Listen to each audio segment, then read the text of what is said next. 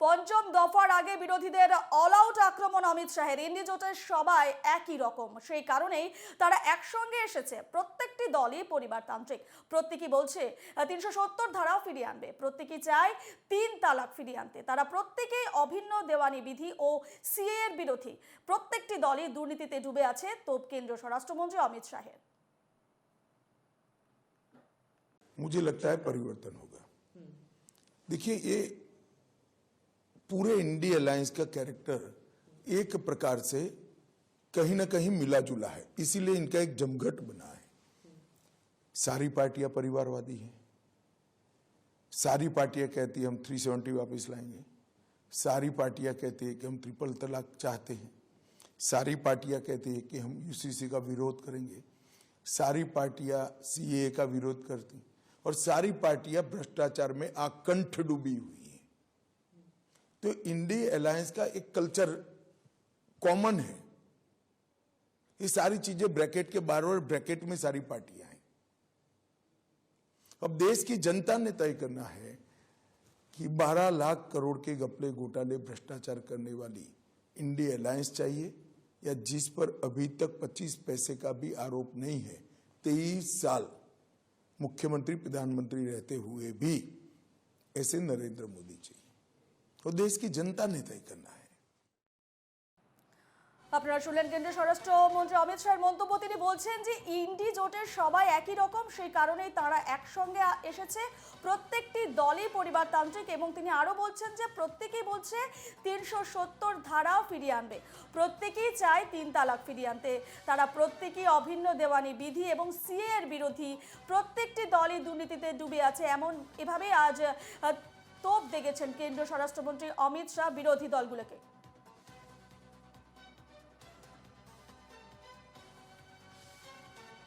কেন্দ্রীয় স্বরাষ্ট্রমন্ত্রী অমিত শাহের মন্তব্য, একেবারে অল আউট আক্রমণ বিরোধীদের।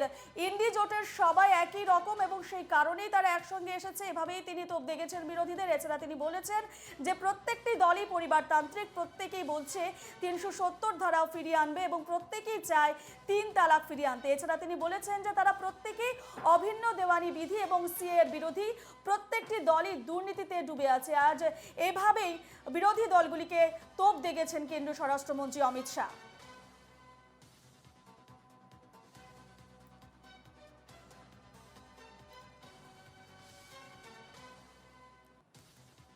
বিরোধীদের একেবারে অল আউট আক্রমণ কেন্দ্রীয় স্বরাষ্ট্রমন্ত্রী অমিত শাহের। তিনি পরিবারতন্ত্র নিয়ে বলেছেন যে প্রত্যেকটি দলই পরিবারতান্ত্রিক, প্রত্যেকেই বলছে ৩৭০ ধারা ফিরিয়ে আনবে। এছাড়া তিনি বলেছেন যে প্রত্যেকে চায় ৩ তালাক ফিরিয়ে আনতে।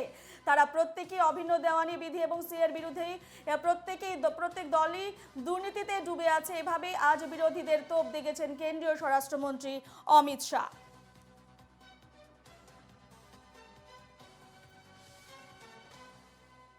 ইন্ডি জোট অর্থাৎ বিরোধীদের তোপ দেখে আজ অমিত শাহ বিভিন্ন মন্তব্য করেছেন।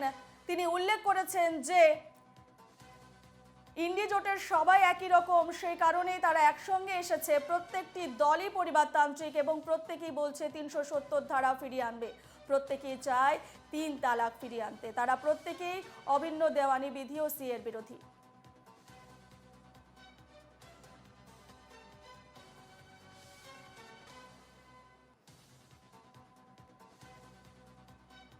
পঞ্চম দফার আগে বিরোধীদের অল আউট আক্রমণ অমিত শাহের। ইন্ডি জোটের সবাই একই রকম, সেই কারণেই তারা একসঙ্গে এসেছে।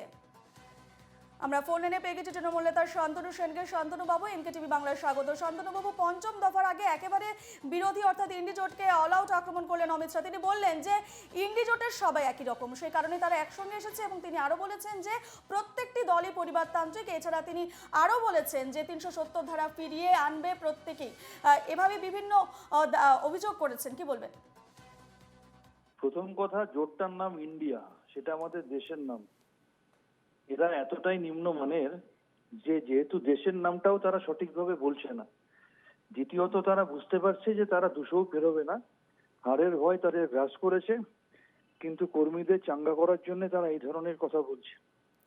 তৃতীয়ত, ৩৭০-এর কথা যদি বলতে হয় তাহলে বলবো, কাশ্মীর যদি তাদের কথায় এতই সুন্দর হয়ে থাকে তাহলে সেই কাশ্মীরে বিজেপি কেন নিজের প্রতীকে কোনো প্রার্থী দিতে পারলো না?